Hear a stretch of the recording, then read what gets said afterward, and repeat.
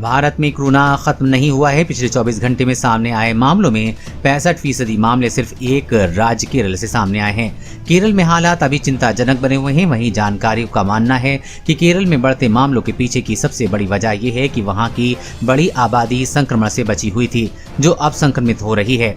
केरल में बुधवार को 3 महीने के अंतराल के बाद एक दिन में कोरोना वायरस के 30,000 से ज्यादा मामले सामने आए। वहीं जांच के मामलों में संक्रमण दर बढ़कर 19% हो गई है। एक सरकारी विज्ञप्ति के अनुसार इस दक्षिणी राज्य में बुधवार को संक्रमण के 31,445 नए मामले सामने आए और कुल संक्रमितों की संख्या 30,83,429 हो गई है। वहीं 215 और संक्रमितों की मृत्यु के साथ राज्य में संक्रमण से मृतक संख्या 19,972 पहुंच गई है। पहली वजह एक बड़ी आबादी जो संक्रमित नहीं हुई, जिसके होने की संभावना है। दूसरी, अनलॉक की प्रक्रिया में कोविड अप्रोप्रिएट बिहेवियर का पालन नहीं होना है। तीसरी वजह कोरोना की कॉन्टैक्ट ट्रेसिंग और कंटेनमेंट का नहीं होना है। चौथी वजह हाल में आए त्योहार हैं।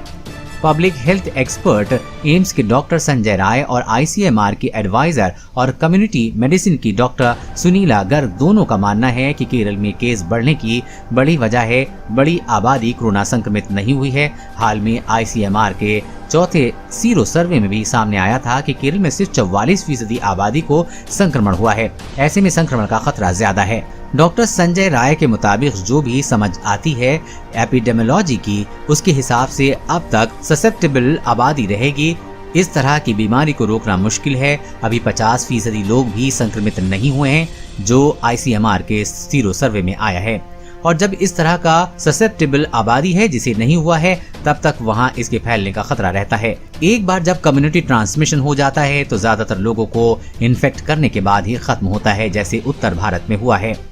वहीं डॉक्टर सुनीता गर्ग कहती हैं कि केरल में बहुत सारे कारण हैं, लेकिन जब हमारा सीरो सर्वे का रिजल्ट आया तो 44% लोगों में सीरो पॉजिटिव पाई गई है, यानी कि 44% लोग संक्रमित हो चुके थे। बाकी लोगों को इन्फेक्शन नहीं हुआ था, यानी कि केरल ने अपनी पॉपुलेशन को बचा लिया था। लेकिन अब ऐसी स्थिति आ रही है कि अब केस बढ़ रहे हैं।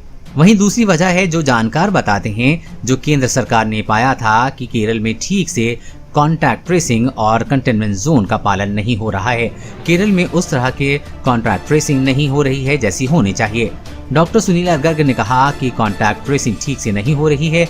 एक केस के साथ 15 केस ट्रेस होते हैं जो नहीं हो रहे हैं। हमने देखा है कि 8 जिलों में सेंट्रल टीम गई तो पाया गया है कि एक के खिलाफ एक कॉन्टैक्ट ट्रेसिंग कर रहे थे, जो कि ठीक नहीं है। इससे ठीक से संक्रमण का पता नहीं चलता है। इसके अलावा अनलॉक के दौरान कोविड अप्रोप्रिएट बिहेवियर का पालन नहीं होना है।